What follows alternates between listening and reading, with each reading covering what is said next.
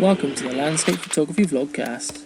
Join me, Mr. Photo Ninja, and Mr. Paul Thompson Photography from YouTube. Every Sunday morning at 10 AM for everything photography related. And also look out for some special guests. Grab yourself a brew, beer, or something stronger, and let's get into this week's Vlogcast.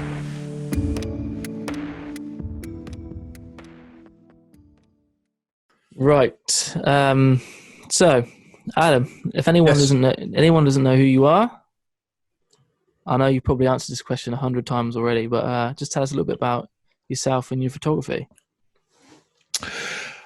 Where do you want to start? It all started back in 1964. With crank candles. Where did it start? Let's back in the 90s. At the end of the 80s. So were you guys even born in the 80s? Yeah, I guess so. 88. 5 years old. 80. Okay. Yeah, so just about. At the end of the 80s, I was right into rock climbing and paragliding, and I'd had a few accidents, so I decided to get out of those. Mostly paragliding. It was pretty dangerous back then. So I decided to go back to school, and I went to college and took up photography. I wanted to get into studio photography, photographing product.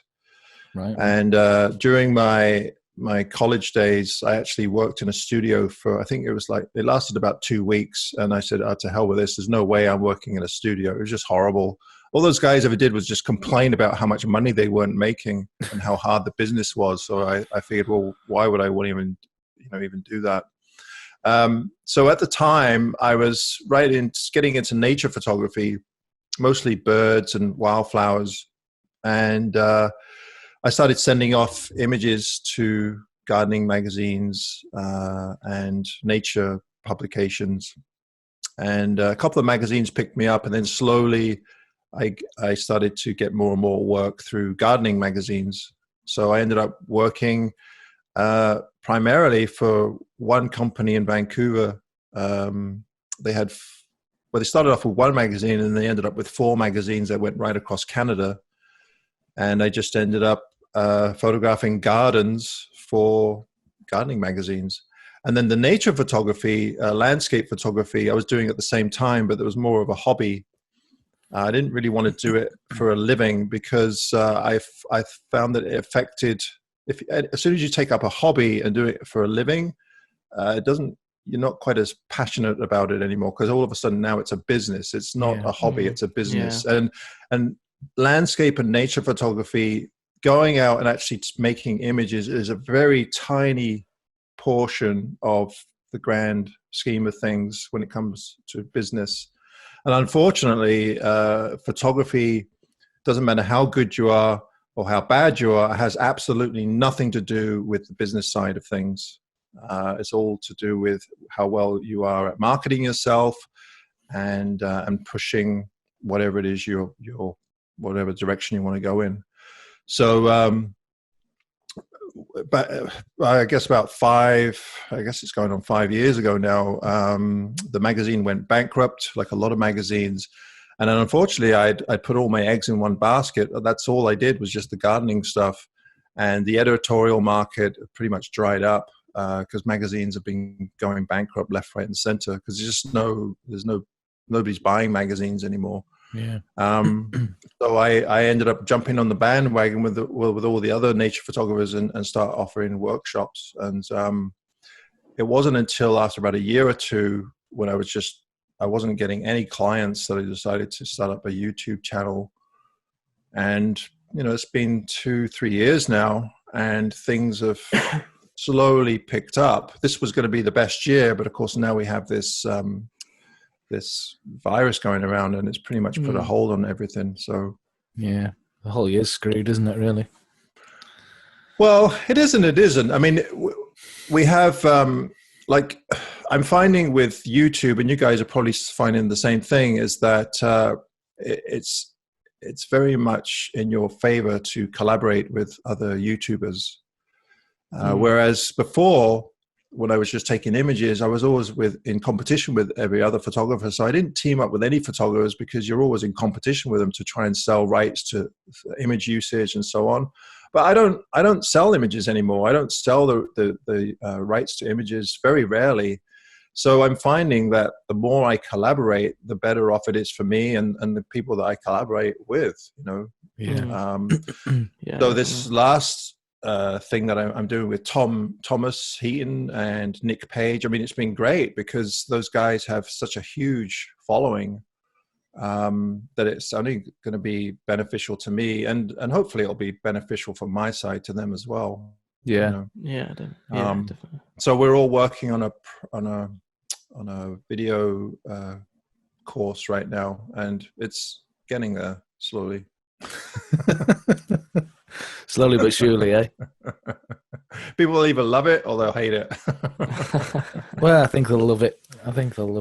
But you'll always get some, you know. Oh yeah, you get that wherever you go, don't you? Yeah, pretty much. But it's funny, you know, because most people well, I shouldn't say most, but a lot of people that are into nature photography or landscape photography tend to be quite solitary. And because I've never been really extrovert. It's not until the last few years where I've had to kind of force myself to actually go out and talk to people. Because to be honest with you, I don't actually like people that much. I just like to, I don't, I'd rather just spend my time with my cats and my partner, you know.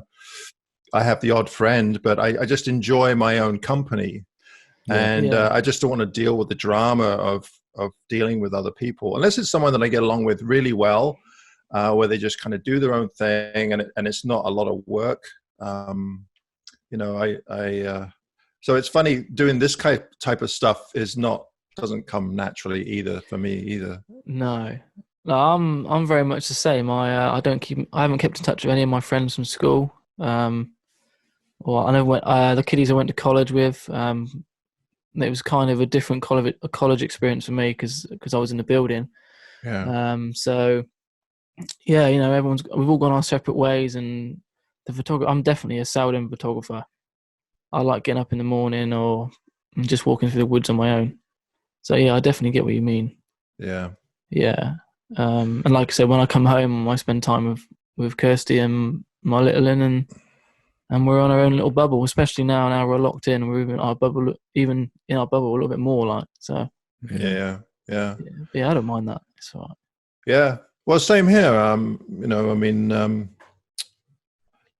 like we're really fortunate because Karen, you know, she owns a house on the mainland, which is not far from Vancouver, and we both own this little house here. And my mum and dad are right next door, and it's actually quite handy because we don't want my mum and dad going out because my dad's in his 80s, and he has, you know, industrial type asthma, just from not wearing masks for, I don't know, 50, 60 years doing his plumbing. So, you know, if he got anything like this bug that's going around, I mean, he'd be doomed from the start, you know. Yeah. So I've been doing all their shopping for them and trying to get them to stay at home, but it's hard because they want to go out and visit their friends, you know. But but that's pretty much it, and we're quite fortunate on the island because there are a lot of people here, but not like you guys. I mean, the UK is it's pretty. It's a lot of people. Yeah, there is. Yeah, you can't even go for a walk in the woods really without seeing people, can you? Really, to be honest. No, we just haven't got that sense. They haven't got that sense of scale, have we? No, it's very sort of homed in. Because I was talking to my friend Alistair, and because he lives up near Glencoe, and the village where he lives, I think there's about 400 people. But he was saying that everybody was coming up from the south up to Scotland in their campers to try and get away and isolate themselves. But the problem is that they were depleting all the food in the local grocery store. There was no food for the locals. So they had to kind of tell everybody to go home. You know? Yeah, it's shocking, really. Crazy, isn't it? Stealing all their toilet paper. Must have more. Stockpiles of the stuff. What is with that anyway? Oh, nobody knows. Nobody knows. All right. Fun and games. So, since you're Landscape Photographer of the Year award. How has your life changed? Or has it not changed at all? Hasn't really changed at all. No? I think, I mean, it's been a couple of years now. So, you know, I helped judge the last one. I think that the good thing about it is that it actually gives you credibility. Not that I really strived for that. But when you're starting up a YouTube channel or anything like that, then it really does help if you have a bit of credibility behind you. And that's why most people, when they either with their websites or wherever it is, they promote themselves and say, well, I'm an award-winning photographer, which I don't personally really do myself. And I've won contests in the past, but I never really said anything. I mean, I never pushed it. Because I just found it, I thought, well, why do I need to, you know? Yeah. But since starting up the YouTube channel, I decided that I really need to, you know, push it forward. Yeah. You know, give you some credibility. And it helped. It really did help, you know. I mean, contests are, a lot of it's luck. They're so subjective, you know, even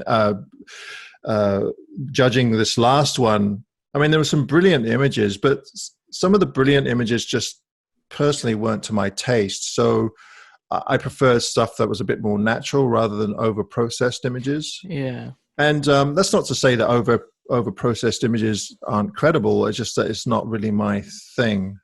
Yeah. And it was funny, a lot of those images that were entered that I wasn't that keen on, I noticed they had entered the same images into another contest. I think it was the Epson Pano Awards, and the ones that I didn't really like actually won some of the prizes in the Epson Pano Awards. It was funny to see the same images win awards, whereas the one I was in judging, you know, I don't know, they didn't do anything for me.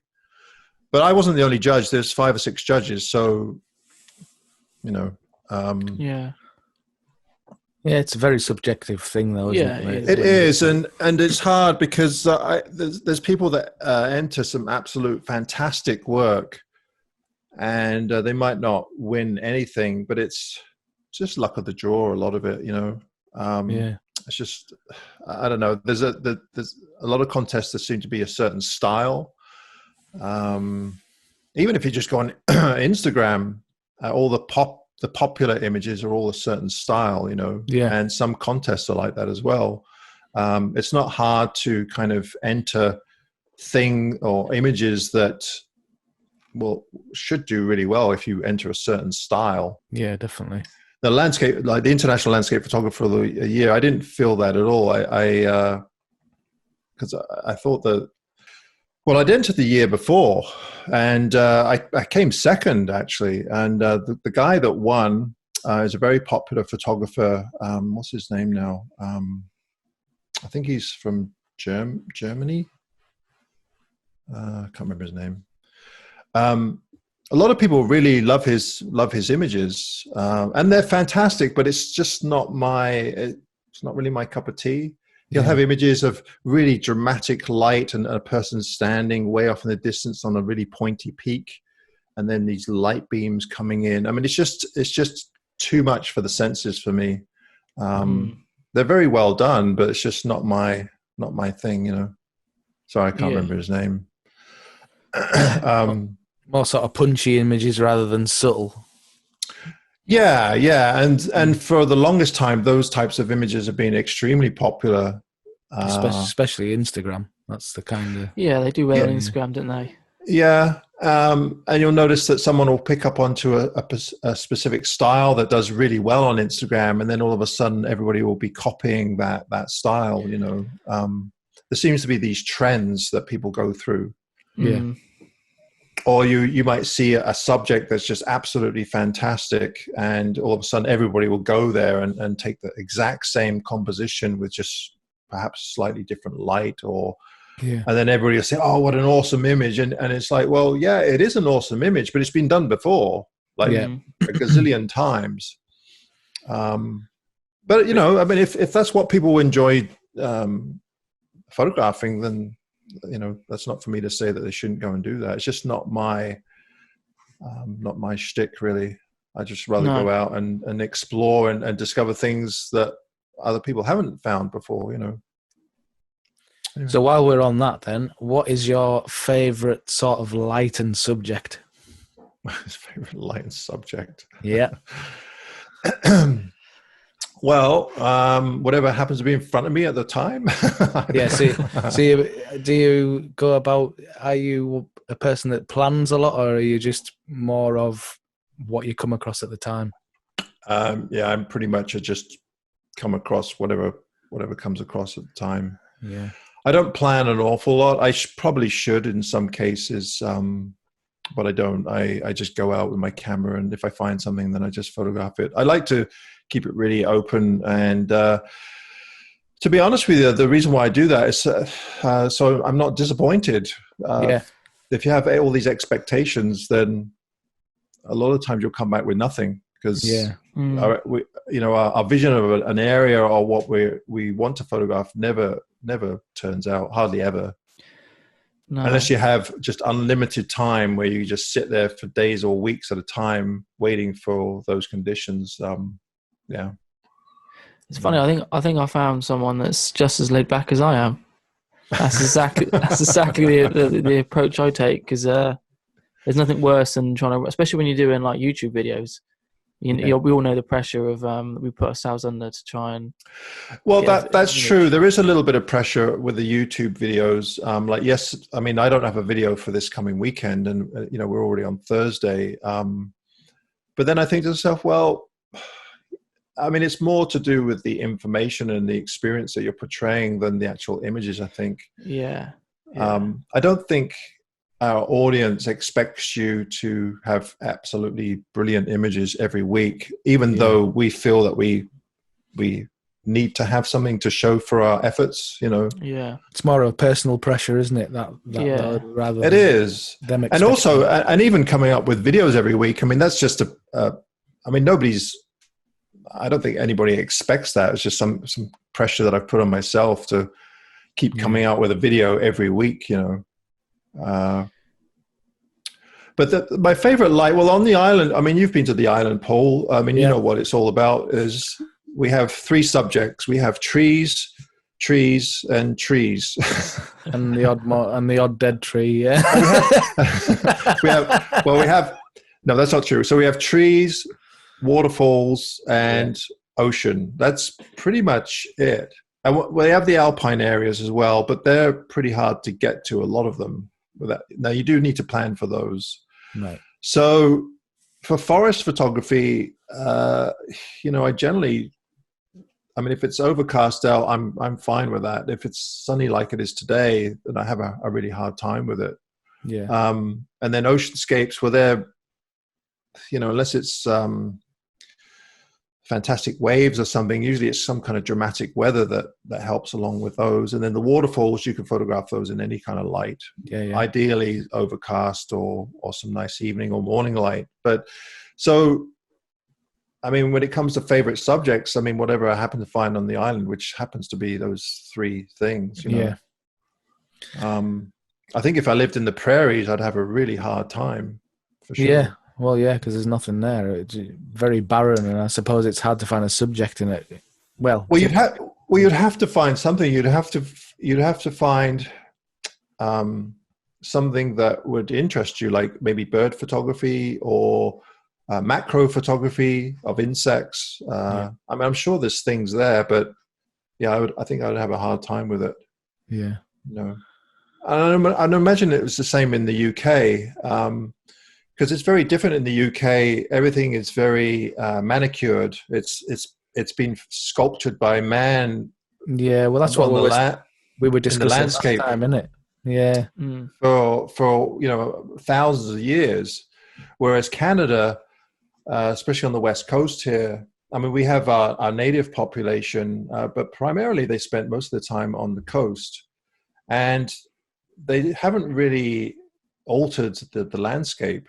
It's only modern man that's really altered the landscape. So a lot of our areas are very wild, and rugged mountains, rugged forests. Everything's rugged here, whereas the UK, it's a bit more quaint, and except for maybe Scotland. But yeah, you have these pristine farm scenes with your nice brick, rock walls, and yeah, it's just different, Yeah, it's a completely different style, isn't it? Really, that's the thing. That's the thing I was finding, to be honest.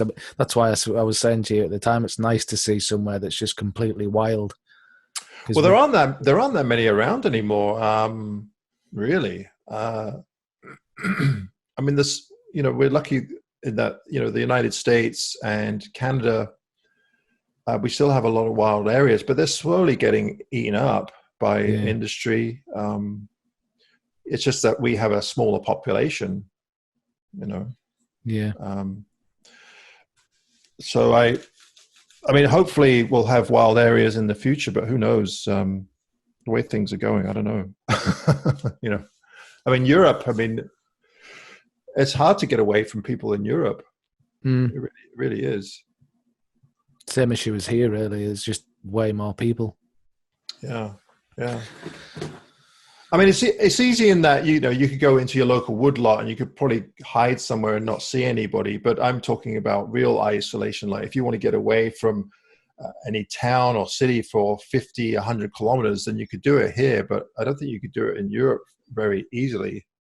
Maybe some location like northern Sweden or Norway. I'm not sure. Scotland, maybe.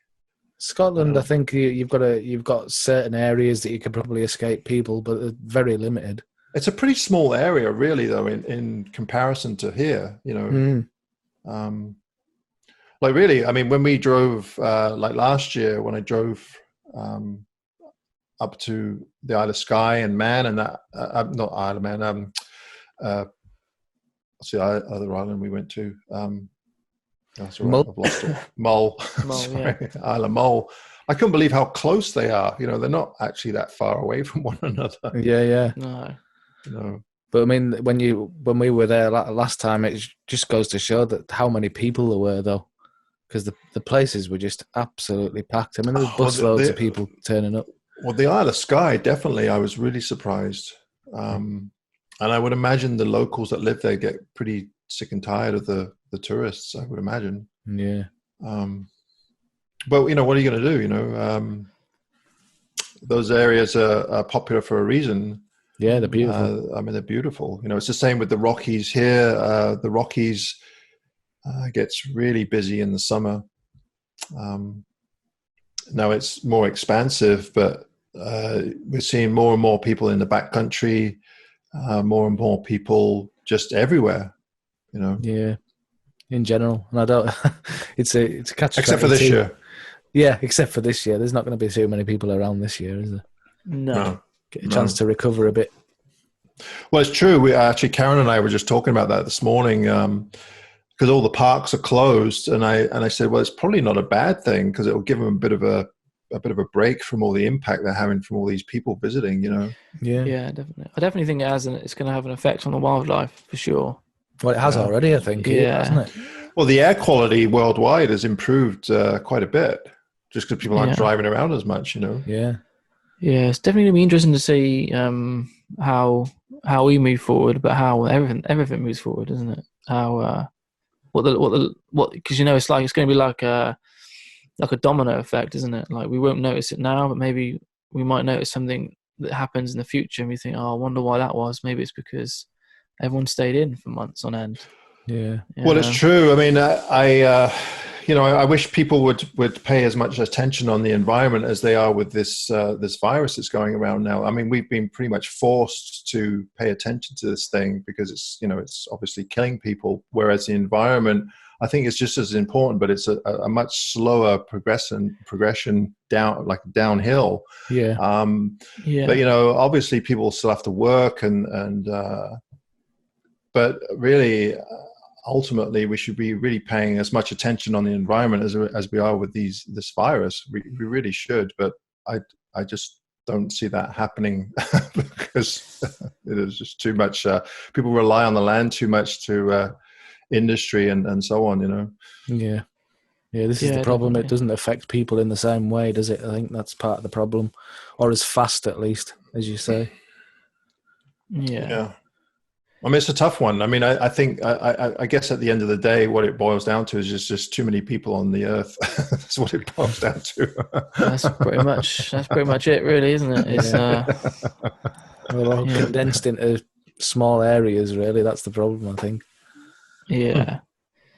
It's far too many people about that don't take advantage of what they've got, or look after what they've got. Anyway, that's for sure. Definitely. Well, I think the other problem, I mean, I don't know how we got into the environment, but I guess I pushed it on over there. But the other problem with wildlands and wildlife and all that is that I think that people are becoming more and more detached from the natural world, and that natural world is getting smaller and smaller. And as it gets smaller and smaller, people get more and more detached from it, and they don't realize how how much we as humans are actually attached to what happens in the environment. But it seems like we're trying to put ourselves in another box away from the environment, if that makes sense. Right, we just thought we'd interrupt this week's podcast just to let you know about a little announcement that we've got, which we're both very excited about, aren't we, Paul? Yep, we are, really. We've been approached by Nature First, which is an international organization, and they are trying to promote responsible photography in nature, which obviously is what me and Paul do every week when we go out and do our normal vlogs. So it goes hand in hand. So we're very excited to be asked. It's always nice to be asked to be a part of anything, especially something so close to home. So we're very excited about it. Paul's going to cover the more the northern side of the UK, and I'm going to be responsible for down south. So I don't know why I did that accent. We're very excited about it. So links will be down below to their website, but what we'll do now is we'll scroll through so you can check out quickly on screen the look and feel of their website. All the information is up there, and if you are interested, then I think it's down below. Paul, is it on the website somewhere? You'll find it. Yeah, the join button. Yeah, there's a join button, the join me page, like I said, with all the information.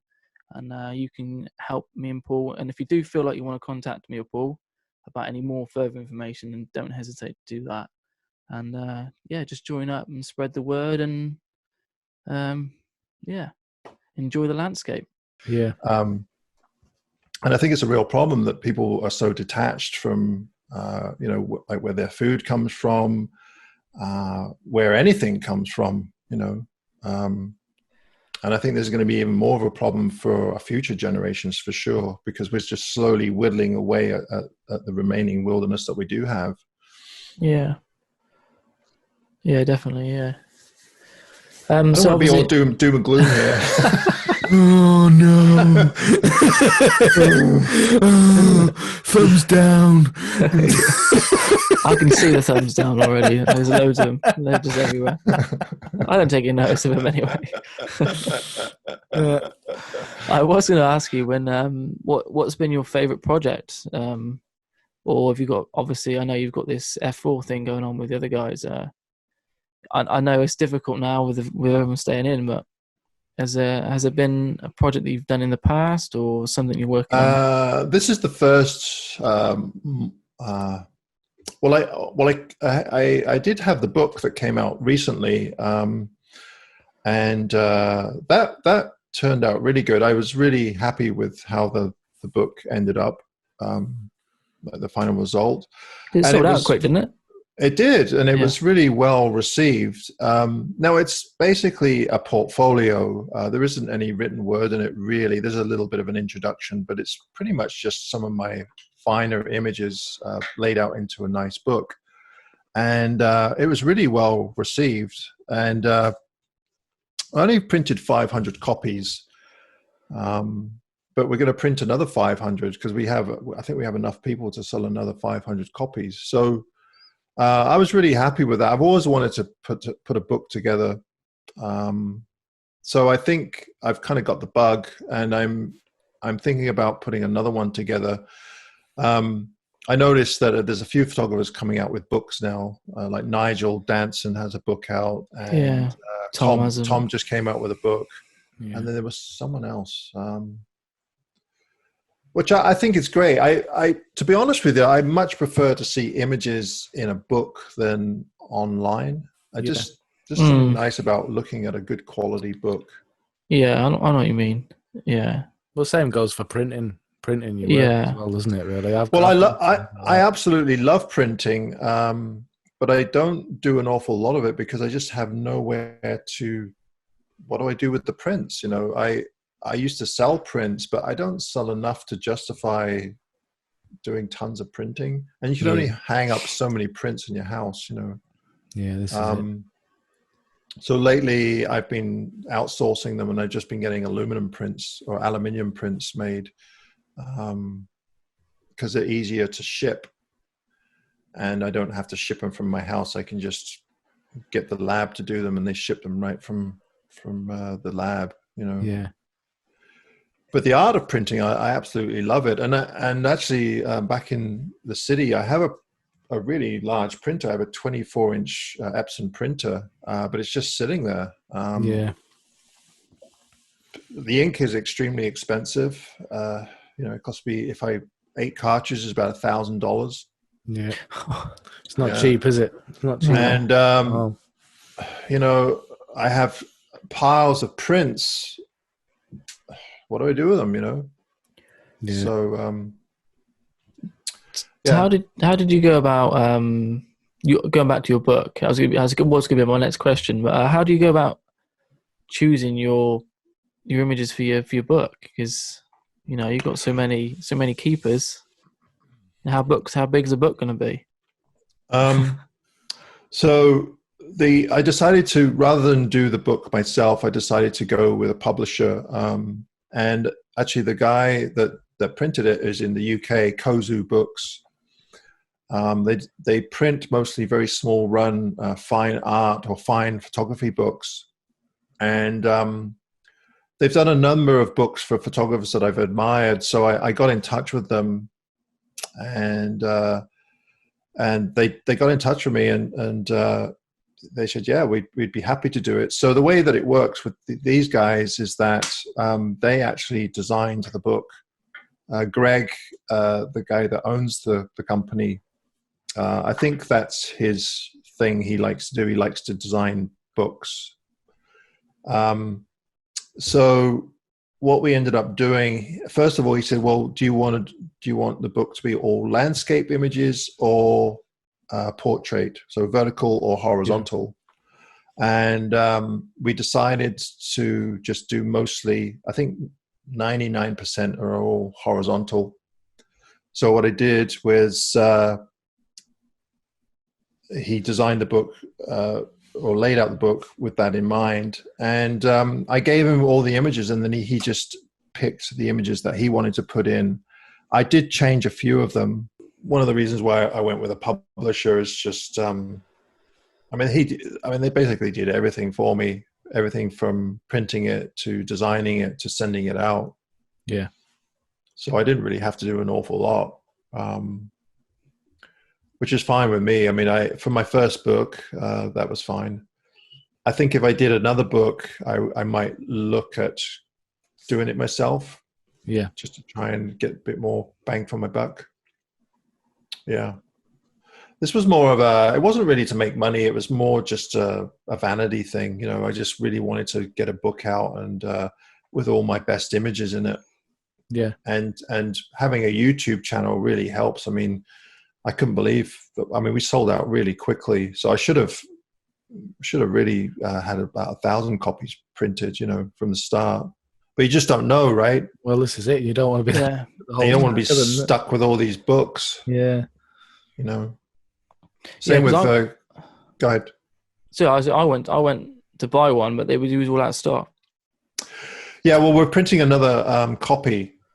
And actually, he got in touch with me yesterday. So, but of course, he's having the same problems as everybody else, right? He's had to lay off people, and yeah, you know, they can't work together and all this. So it's actually they're printing a book for Ben Horn right now. Oh yeah, and Ben's been around for a while. Yeah, I love Ben's stuff.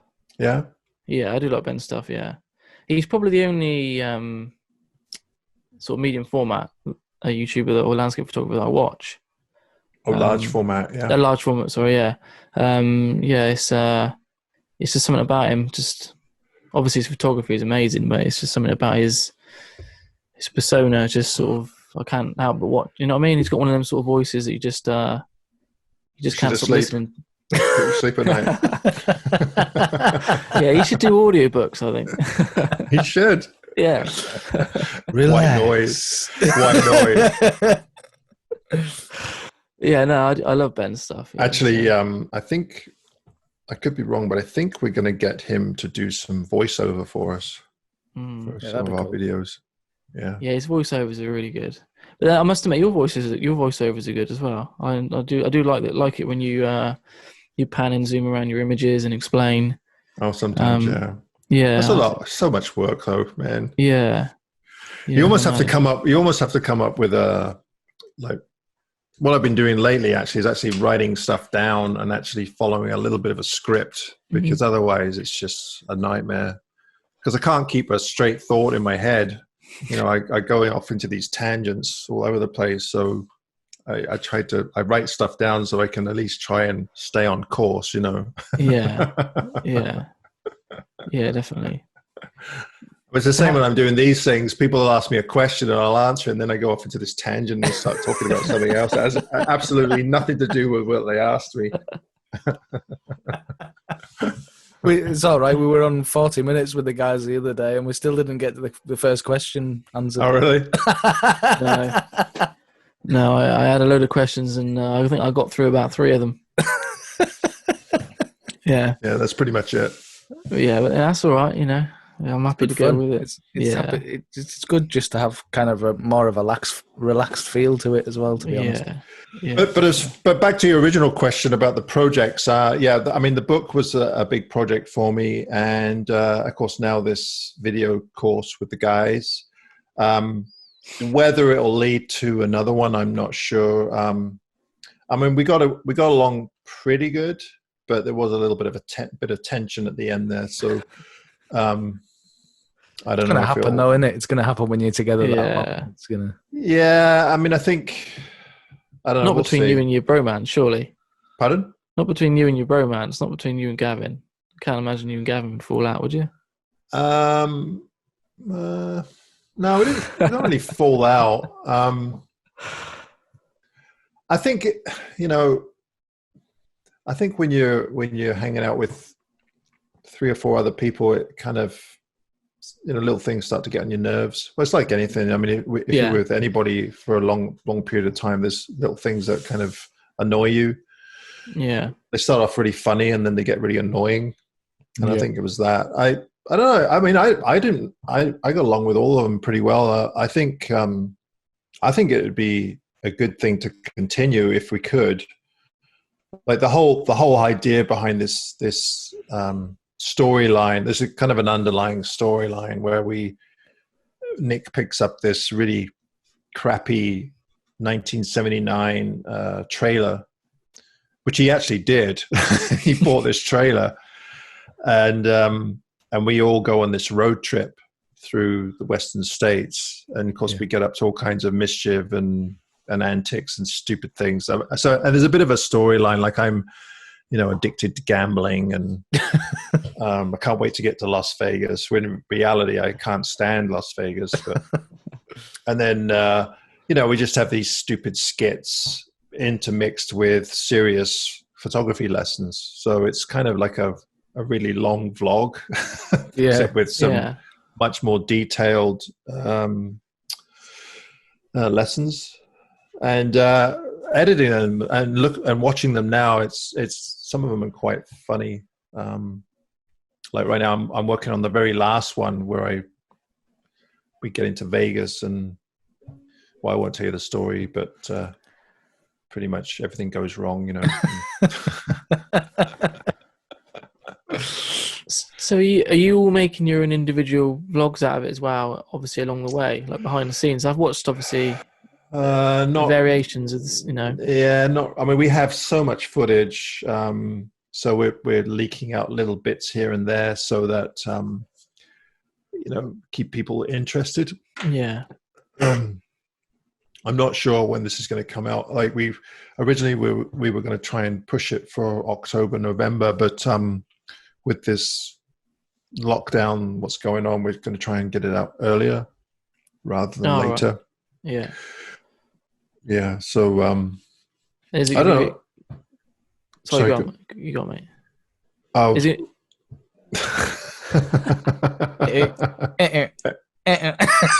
You go. It was just I was just delaying the internet. No, I hopefully it'll be out within the next month. I'm hoping. So have you had any sort of like oops moments on any workshops? Anything that's gone wrong that you've been or any embarrassing moments or anything like that? No, not really. There Had must some be- really bad weather. Yeah. It's just awful weather. Yeah. Kind of out of your control. Yeah, you can't really help the weather, can you? Obviously, no. The one thing that I have had in the past, that's a bit of a problem, is people showing up that are really unfit. Unfortunately, it's like on the West Coast here.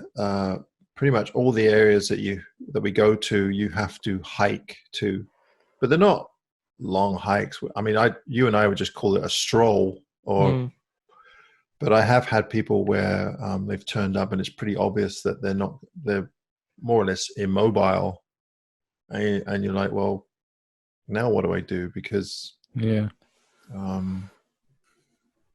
one of the first workshops I did, I had a guy show up, and as soon as I saw him get out of his car, I knew that I was just shaking my head. Oh my God, this is going to be, and you can't not go to these spots because you have all your other clients with you, you know? Mm. Luckily Karen was with me that weekend, so she hung out with him, but he was not a happy camper. But I mean, you can only write it in your description so many times, big, bold letters, there is hiking involved. And it was only, we're talking 1 or 2 kilometers at best with a little bit of a hill. I mean, it's not, it's like walking around the block. Yeah. It's not a major hike or anything, but some people have a lot of trouble with that stuff. So yeah. Because, the people that tend to go on the workshops are mostly middle-aged or older people. And, of course, some of them have physical disabilities, bad knees, bad feet, whatever, Yeah. So it can be a bit of a problem. Yeah, because I think most of the spots that we go to, it's not, you can't just get out of your car and there it is. You have to actually walk to it. Yeah. Well, those are generally the best spots, aren't they? You don't want to be. Generally, the best spots aren't on the roadside. That's why so many people go to some of these iconic areas, especially in the States. Because you don't have to hike anywhere. Yeah. Roll down the window. Mind you, I think Mesa Arch, it's quite a long hike. Is it? It's 4 or 5 miles, I think. Right. Is it? I think so. That place just looks absolutely insane in terms of popularity. Yeah, I've never been there. I mean, it looks fantastic for photography, but I just, that's too many people for me. No, it's funny how them sort of places, they don't, if you could have it to yourself or, just a normal amount of people, then, you'd be interested in going. But I just can't imagine ever having to, like fight people and pick someone on the elbow, like or you set up nice and early and someone's like, and you're like, that's just not for me, not my sort of thing. Well, it was funny on this trip with the guys. We went to Oregon. We went down to a place called Cape Disappointment. Yeah, and we had there was a big surge of waves coming in. Plus, the tide was really high, so the conditions were going to be really good. And we got there, and throughout the day, at one point there must have been at least 150 photographers there, all lined up. Yeah, but people were pretty good though. It wasn't bad because you're facing the ocean, so nobody can really go in front of you because the ocean's there. and everybody was really friendly and just doing their own thing. So it wasn't too bad, but it was pretty crazy, the amount of people there, for sure. Like, we got there early and just set up a tripod and just stood in the same spot for 2 or 3 hours, Yeah. I mean, it was fantastic. The waves were absolutely fantastic, but that was more of a one-off, though. I haven't really gone to any areas where I've seen.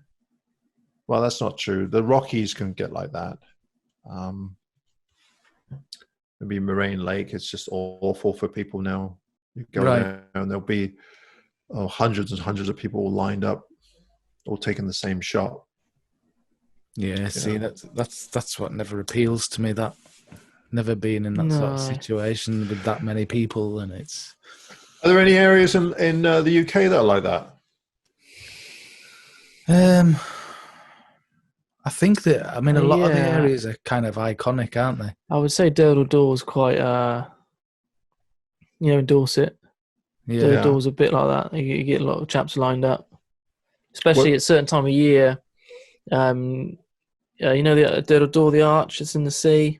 Oh, right, the Jurassic Coast, like with the white chalky cliffs. Yeah, like a certain time of year, that sun will set on the set or rise in the arch. All right, and I think then you'll get loads of them lined up. But yeah, there's not so many. I don't think there's so many hot locations like that over here. I think probably Skye's probably places like Skye. It's probably worst for it. Well, the Old Man. Yeah, places like that. Yeah. And or the Buckle. And the Buckle, definitely. That last time I was up there. Yeah. Man. Yeah. What's the Buckle? Glencoe. Yeah, Glencoe, yeah. That place we turned up to that day, and there was the waterfall shot and the mountain in the background.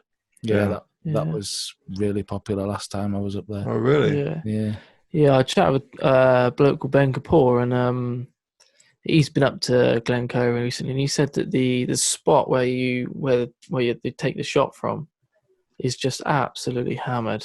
Oh, it is. It's just like a marsh. Yeah, it's just like it looks like pigs have been living there. It's just completely mud, which is a shame. I don't know about the ferry pools and places like that. Maybe they're obviously very popular, aren't they?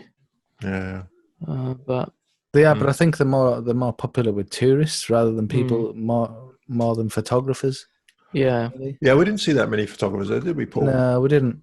Of course we didn't. Yeah, we didn't see any, did we, really? Actual photographers with tripods and that. There was a couple in the main pool, wasn't there? Yeah. But that was it. Wasn't loads of them. It was mainly tourists. So, you are known for the light. You're Mr. Light in my eyes, Adam. In a non-weird way. In the non-sexual way. Non-sexual way. How do you approach a scene? Like, like when you're just walking in the woods. I don't know if you're like me, but I do tend to plan and to a certain degree. But sometimes when you're just walking, you just see something. How do you react to like them special moments them moments of light? How do you sort of approach a situation? I can't imagine you run around like a lunatic, if I'm honest, but no. Usually it's something that will catch my eye, the corner of my eye. Like, I'm just trying to think of an example where Paul was with me so he can kind of relate to it. I don't know if you remember, Paul, but remember when we went to Carmanah and we went to the very end of the trail, and there was I think it was an outhouse there. It was a campground there. Yeah. And there was those beautiful trees, but they were kind of on the side of a bit of I guess it was the riverbank. Yeah. And there was a bit of a clearing. Shade. Yeah. And in front of these trees were these little shrubs with backlit leaves, but also the moss looked really beautiful. It was quite soft light, wasn't it? Yeah. And it was. And Paul didn't really notice it, did you? And then I kind of pointed it out. First. I pointed it out to him, and then I think you got some pretty good shots from there, didn't you? Yeah, I did. Yeah, that one that I sent you fairly recently, I was pretty happy with when I processed it. Yeah, so what I usually look for is just contrast. So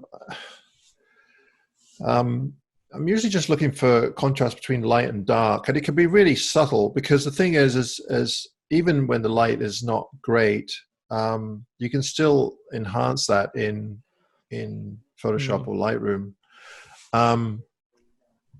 Occasionally, not very often, I'll come across a scene that doesn't have very good light at all, but I can actually see before I take the image, I can actually kind of envision what I'm going to do with it before I take the image, but it doesn't happen that often. But it's usually just that slight contrast. A lot of the time I'll try and find, if you find a woodland or a scene where there's a bit of a clearing next to the woodland, that really helps, because then you get some ambient light coming in there, and it might light up certain trees but not others. Just small little things like that. The problem with the trees around here is that they're all conifers, so it's extremely difficult because there aren't really that many trees with a lot of character. You just have these straight trees, and the big trees are beautiful, but they're all about being big, and unless you have something next to them, you can't really see the scale. Whereas you guys, I mean, you have some fantastic woodland where in the UK. I just, those old gnarly oaks or beech trees or the deciduous trees tend to have a bit more character to them. Yeah, definitely. Yeah, I'm quite lucky where I am. I've got one big oak forest with some really old oaks in it, and then another woods is slightly closer to me, but it's known for its bluebells, and it's slightly more of it's more vast woods. There's more space between the trees, which I quite like. Yeah, that's really handy when you can back up from a tree and use a longer lens. So I tend to use longer lenses if I can, not so much the wide angles. Yeah, because then you're just including too much sky, you know. Yeah, exactly. Yeah. Since I use a crop sensor at the moment, and I'm sort of in between investing probably quite a decent amount of money in full frame gear, and I don't know which way to go. But long story short is I do tend to use my 50 in the woods just because it's the sharpest lens I've got. And on that crop sensor, it's more like 85. Mm-hmm. And although some people see it as you're restricting yourself, I think in the woods it really helps me sort of isolate things, because I wouldn't have said I got a good eye, but some like little splashes of color or little splashes of light that happen in the distance, like you said, in the corner of your eye, sometimes stand out more than something that's right in front of your face.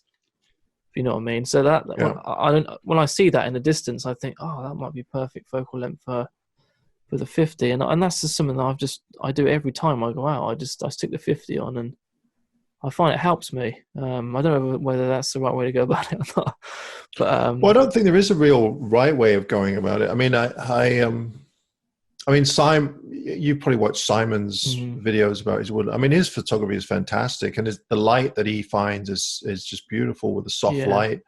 But he has a lot of patience and also a lot of time, which a lot of people don't have. Yeah. No. Like to keep going back to a local woodland. I guess if you could find something that's really close to you, then you can keep going back in the evening or the morning, and just take the images when the conditions are really, really good. But I generally, I don't know. It's more of a feeling than anything. I mean, when Paul and I went to Carmena, I mean, I don't know how you felt about it, Paul, but I just love that place. But it's more for the ambient. It's more for the ambience than the actual physical trees. I mean, the trees are a big part of it, but yeah, it's a beautiful place. It just has a nice vibe, but it's extremely difficult to photograph. Yeah, I don't know if you found that, but yeah, I mean, I was saying to you a while back. I was saying to you, I actually found it easier to photograph there than I do here. And the more I was thinking about it, the reason for that is I think it's because everything's so big, and you've got more space between trees over there. Yeah, I think you can kind of isolate things a bit easier, or I found it easier to isolate things. And when I think about our woodlands, it's more cluttered. There's more things on the forest floor. It's all debris and stuff. Yeah, whereas in those ancient forests, it's more green and it's more mossy and covered over. So I think that's probably why I found it easier to photograph over there than I do here. All right. So I found that, but obviously I haven't been over there. But I found that between the two woods that I just talked about, the woods that are more spaced, there's more space between the trees. I found easier to get compositions. My compositions tend to be fairly similar to the last image I took, whereas when I go to the oak forest, where it's harder and more chaotic, but when you do find them little gems, they're more, I think the shots are more unique. Yeah. But I find it harder at the same time to find. I find it more of a frustrating place to go and shoot, but when you do find them, they are kind of more rewarding in a way. I don't know with Have you been to Wisman's Woods? Yeah, I've been to Wisman. Yeah, Dartmoor. Yeah, it's such a hard place. It looks beautiful, but it looks really tricky. So hard, and the you're sort of walking on these big boulders, these big sort of granite boulders, and they've all got moss on them. So it's hard to get around. It's hard to get around. Yeah, and when you find a shot as well, it's hard to set your camera up. And obviously because the trees are all sort of dead as well, especially this time of year. It's hard to illuminate that sky. You really need like that mist or sort of real dull light to sort of simplify it. I've been there probably 6-7 times. Never got anything that's worth sort of shouting about yet. I saw some images that actually a guy, and now what's his is it Neil Burnell? Yeah, Neil Burnell. Yeah. He had some images from there. They're just fantastic. But he had got fog in there. Yeah.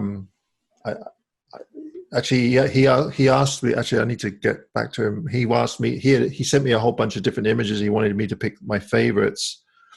But they were all fantastic. I had a hell of a time. I thought, man, did you take all these images on the same day? Because the light is just beautiful on every one of them. Yeah. It's more about the composition than anything. Yeah. There's them trees. There's 3 trees. There's 3 distinctive trees.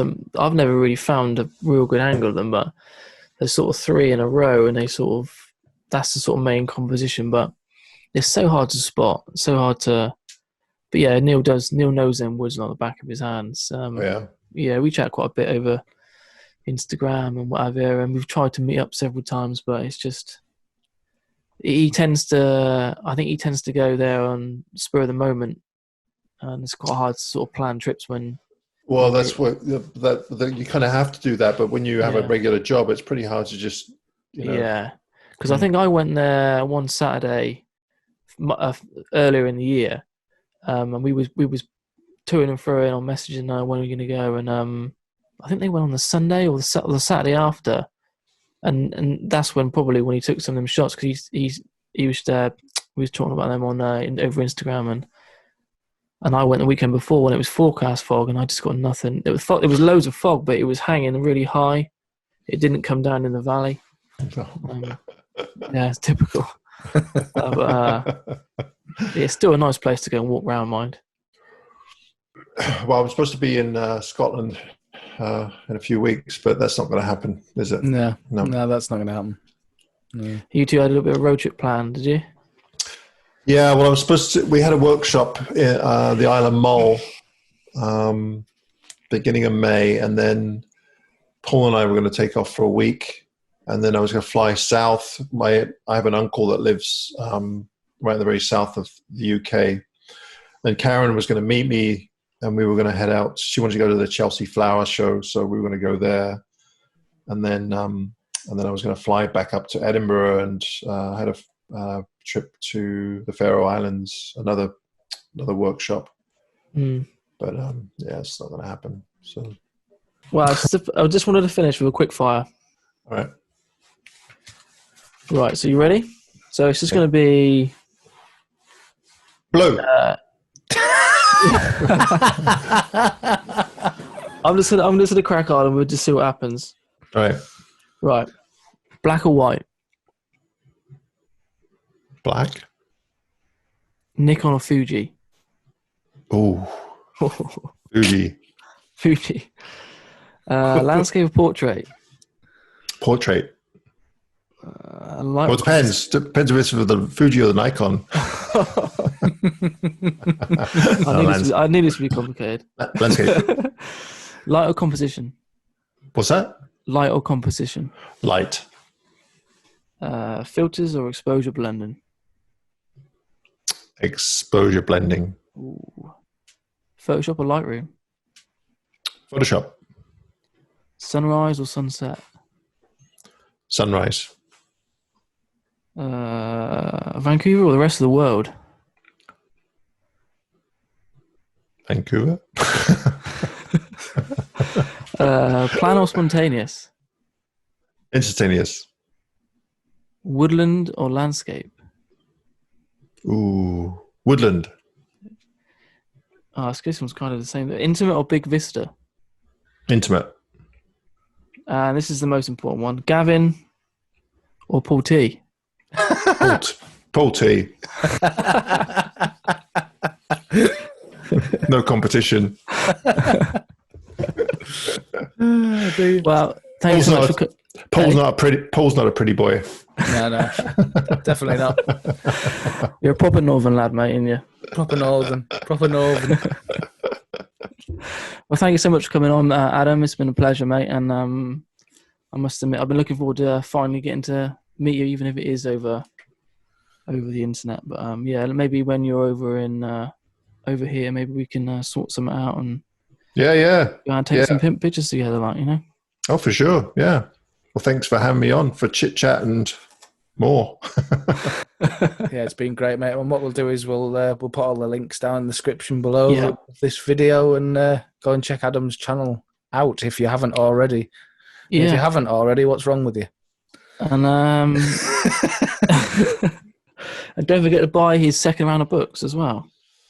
Yeah, it looks like they're going to sell out too, so you might want to get in there early. Yeah, get in there early. Yeah.